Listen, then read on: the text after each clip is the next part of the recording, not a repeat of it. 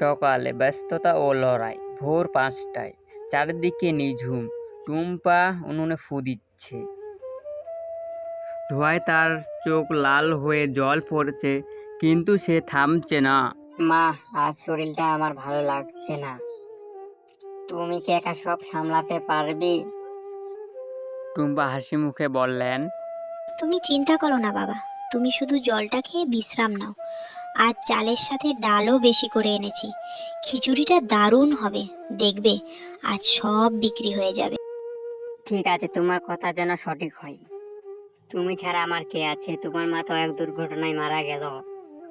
তারপর থেকে সব দায়িত্ব তোমার কাঁধের উপরে পড়েছে।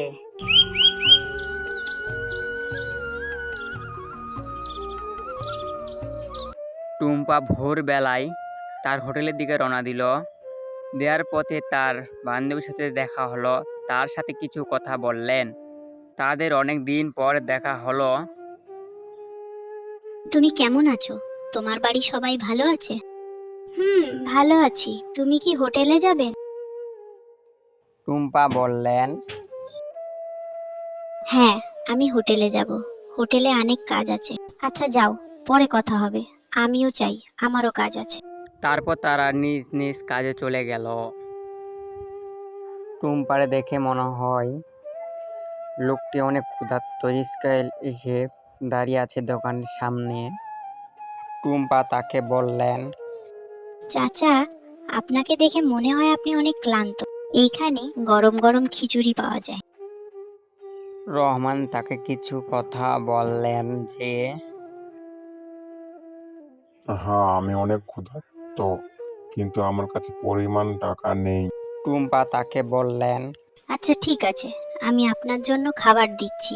আপনি দোয়া করবেন যে এই আমার হোটেলটা অনেক উপরে নিতে পারি।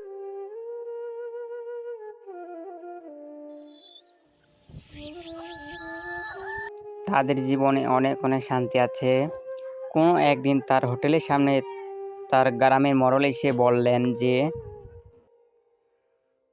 এইটাই হচ্ছে গ্রামের মোড়লের ঘর, এখানেই মোড়ল থাকতো।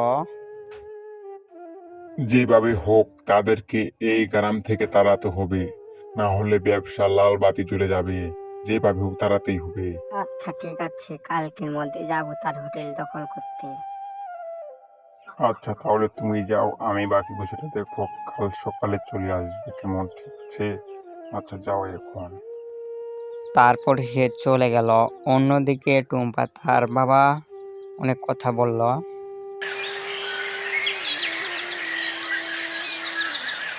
করিম তার মেয়েকে ডাকতে শুরু করলো। এই টুম্পা মা, তুমি কই? দোকানে যেতে হবে, তাড়াতাড়ি আয় দোকানে। আমি দোকানে যাচ্ছি, তুমি চলে এসো।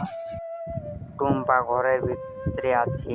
টুম্পা বলল, ঠিক আছে বাবা, তুমি হোটেলে যাও, আমি যাচ্ছি।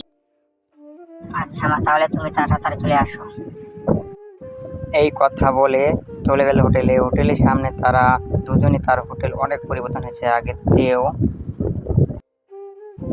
ভাববে এটি অনেক ভালো ছিল, কিন্তু হঠাৎ তার গ্রামে মোড়ল এসে বলল, তার হোটেলের সামনে মোড়ল এসে বলল যে তোদেরকে দোকান থেকে চলে যেতে হবে।